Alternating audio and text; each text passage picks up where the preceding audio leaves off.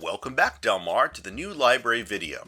It's been great to see our student body show pride and interest in the goings-on at school, from the successful Halloween events in the library to the enthusiastic engagement at our first pep rally. We want you to stay active in participating in school activities. There's a lot more planned this school year. Your awesome English teachers, Miss Jewel, Miss Chase, Miss Tuatagaloa, Miss O'Leary, and Mr. Sargent guided you in your first trimester's writing focus on narrative, teaching you the grade appropriate skills to craft your own story, both personal and imagined.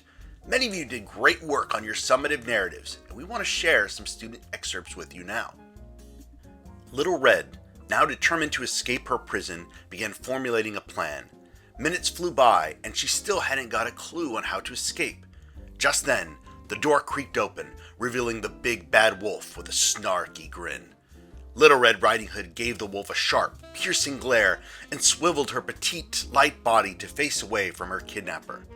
The hairy predator thundered toward the teenager and slammed down a tray of different varieties of sloppy-looking food. He returned his victim's icy glare as he left without a word. In frustration, she shoved the oatmeal out of the tray, causing it to splatter everywhere. She looked at the window, then back at the tray. She finally had a plan. Great job today. You'll be receiving an email tonight if you made a team, he professionally states. As soon as I turn around, my face completely drains of color and stress and annoyance. I drag my feet across the dampened grass, sending an earthy, fresh scent into the cloudy sky around me. I throw my bag over my shoulder with a deep frown, which I wear the whole car ride home. I trace my fingertips across the raindrops on my car window, smooth, icy glass beneath my hands. My mom tries to ask me about my day, but I refuse to make conversation. The pitter-patter of rain against the sunroof distracts my eyes, but my mind stays put on the anxiety of the outcome of all this. Eventually, we pull into our driveway, and I slouch over to the door. Like a raging dust storm, Mary's worries clouded her mind, cloying her ability to think. Hot spikes of genuine fear shot her with iron bullets. She needed to provide for her and Anya. "Do you suggest we move?" Anya softly asked. Saccharine bile rushed into Mary's throat. She gulped it back. "You mean back?"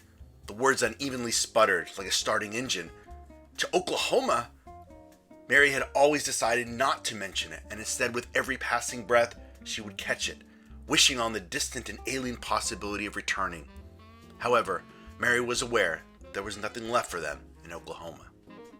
In keeping with our year-long theme of celebrating each other, in November we observe Native American Heritage Month, or as it is commonly referred to, American Indian and Alaska Native Heritage Month. This Heritage Month was established in 1990 via a joint resolution passed by Congress and then signed into law by President George H.W. Bush. According to the National Congress of American Indian, this month is a time to celebrate rich and diverse cultures, traditions, and histories, and to acknowledge the important contributions of Native people. It is also an opportune time to educate the general public about tribes, to raise a general awareness about the unique challenges Native people have faced both historically and in the present, and the ways in which tribal citizens have worked to conquer these challenges. And in the library, we have a number of books by and about Native people that you should read. Joseph Bruchek has been publishing books about Native people for more than 40 years. He's a member of the Nulhagen Abenaki Nation, and we have many books by him, including Code Talker. Throughout World War II, Navajo code talkers were a crucial part of the U.S. effort, sending messages back and forth in an unbreakable code that used their native language. They braved some of the heaviest fighting of the war, and with their code, saved countless American lives.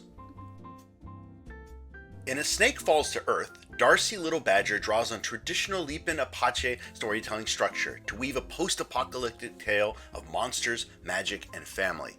It is not to be missed, especially if you like superheroes and the Marvel Cinematic Universe. Written by Gwinnett Tilly Turner, a leading authority on the Underground Railroad, A Man Called Horse is an excellent book about the role Black Seminoles in Florida played in challenging slavery. John Horse was a famed chief, tactician, and diplomat who played a dominant role in the Black Seminole affairs. descendants of Seminole Indians, African Americans, and escaped slaves who formed an alliance in Spanish Florida. It's a fascinating, brisk read about this little-known piece of American history.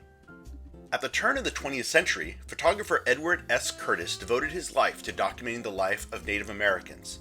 Starting in 1895 and for the next 30 years, he traveled the Americas to chronicle traditional Native culture. The result was a magnificent and controversial collection of photographs. Come by and take a look for yourself.